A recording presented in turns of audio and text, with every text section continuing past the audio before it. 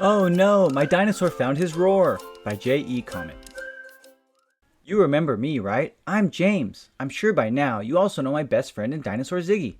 Ziggy and I are so much alike. We like to do all the same things. That's probably why we are best friends. For instance, we both like to slide down our hill in the winter on our snow sleds. We both love to make cool science experiments. We both really like playing with animals. Pretty much any type of animal. In the past, when we would do things together, Ziggy would express his emotions in all kinds of ways. Sometimes he would smile, sometimes he would laugh. Every now and then he would be sad, and on occasion even cry. But suddenly, in the last few days, for the very first time, Ziggy has been roaring. Man, has he been roaring. I guess I should have seen it coming. After all, Ziggy is a dinosaur, and dinosaurs roar. That's just what they do. The first time it happened, we were playing a game of hide-and-seek tag with our friends. When our friend Sandy found Ziggy and tagged him out of the game, Ziggy let out a huge roar. Then the next time was when he and I were coloring together and he wanted the green crayon.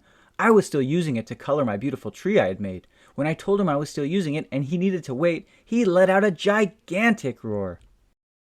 Then there was also the day we were choosing teams to have a game of basketball. When Ziggy did not get picked to be on the same team as me, he let out a roar so loud that several of our friends got knocked to the ground. Everyone got scared. It was not good.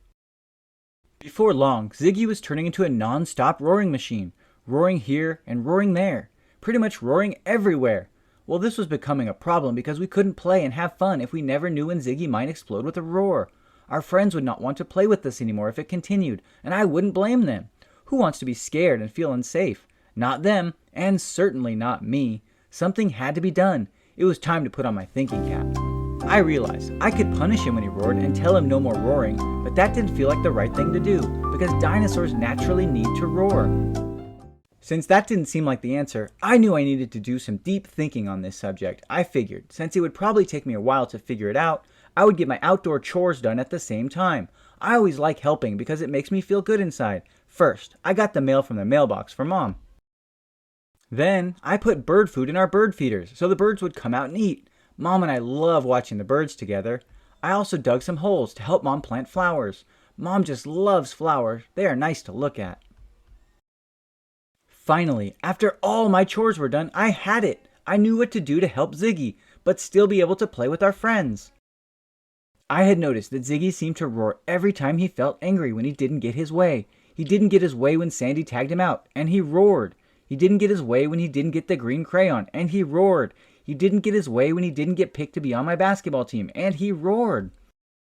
So, if I can help Ziggy learn how to control his anger in those situations, but still have a way to release his anger in a better way, then maybe we can still play with our friends, and Ziggy can still express his dinosaur ways by roaring. I remembered that Mom taught me to take a deep breath and count to 3 anytime I am feeling angry. That way, it gives me time to calm down before reacting. So I decided to teach Ziggy the same thing. Then I suggested to him that sometimes instead of getting upset and roaring, he could do something silly instead to make everyone laugh and have fun. That is a great way to change your mood from anger to happy, I said. I also told Ziggy, when he doesn't get to use something he wants, like the green crayon, just remember that we can take turns. We could even set a timer so we have equal time with something we both want.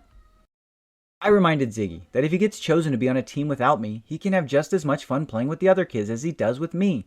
I also reminded him that he and I will always be able to play together later. Most importantly, because it is necessary for Ziggy to get his anger out on occasion, and because we know dinosaurs need to roar now and then, I told Ziggy that I would show him where and when we can both roar, and no one will care or get hurt.